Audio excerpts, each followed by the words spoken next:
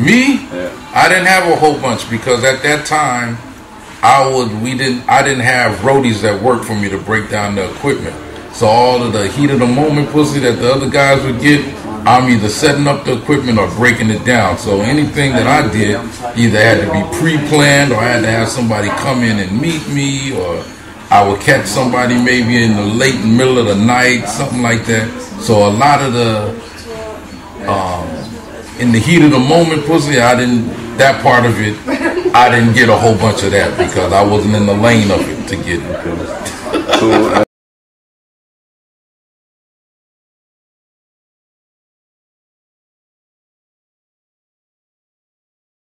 yeah, I have a daughter. I have one daughter, 22.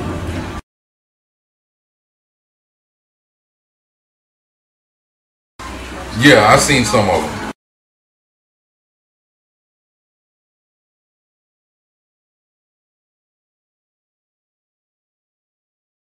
Oh, no. See, this is the thing.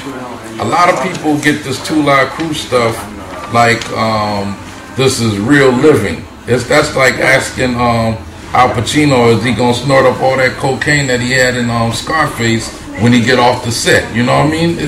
It's a ridiculous question to ask because he's not that person. He's acting. He's portraying that person, and that's the biggest problem with rap right now. Is that guys don't want to look at this stuff like they're actors.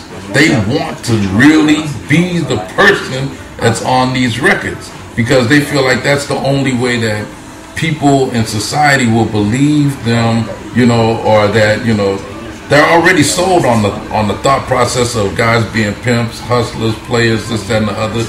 But they're not going to sit up here and say, well, you know what, T.I., we need you to be a thug 24/7. Young Jeezy, you need to be a thug 24/7. They know that this stuff is a business. You know what I mean? So it's ridiculous to think that these guys should want to be that role 24/7. But the biggest problem is that they're not happy with their life before they became this particular person. Me personally, I don't have a problem with being David Hobbs. That's my real name. And I know what time it is to be Mr. Mixx, and I know what time it is to be David Hobbs. Not DJ Mr. Mixx all the time.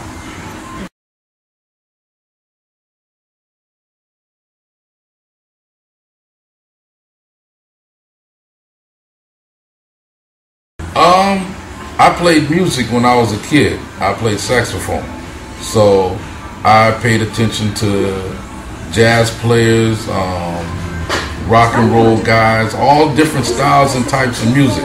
So that's how I could take something from Van Halen and mix it in with some other group that, you know, these two groups are two totally different type of groups, and put the stuff together to make it make sense. Because my thought process of all different styles and genres of music, you know, my list is super long of the people that I pay attention to or inspire me. Is all of the music that was in my parents' house. I'll go through the records and take records back to my little room and play them, and you know, so and a lot of the records that I came out with the Two Live Crew stuff is stuff that I heard in my childhood.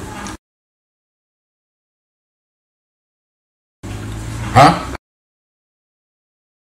Oh, Kraftwerk, yeah, big influence, but not because of the records, because of the pop locking. I was a pop locker before I started making records professionally. So they, you know, Kraftwerk, along with the Planet Rock songs, that let me know that there was a new era of style of music that was going to be coming out, and they were definitely light years ahead of a lot of people with it.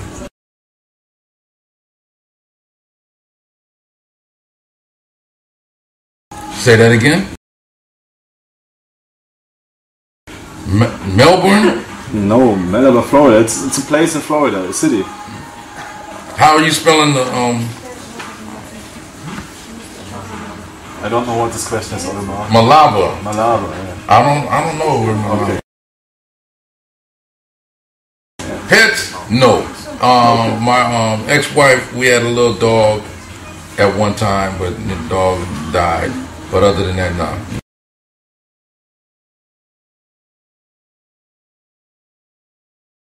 Well, hopefully I can be over here a lot. Hopefully I can be, you know, back and forth all the time. Hopefully I can be back over here in another 60 days doing something.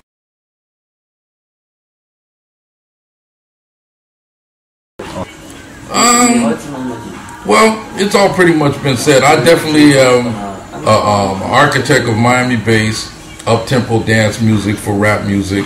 My whole thought process of making the records was based off of keeping the party hyper and dancing. And the guy, Luther Campbell, he was a big part of making Miami-based what it is today because he marketed and promoted it, and he had a DJ group that did nothing but do the biggest parties in Miami at that time. We were a great combination. I wish that the combination could still be in place because he, you know, outside of what people may think, he is definitely he's a sharp, shrewd businessman. But sometimes, you know, some business can get in the way of being more global on things. So, you know, I talk with Luke a lot, and hopefully we can do some things together in the future.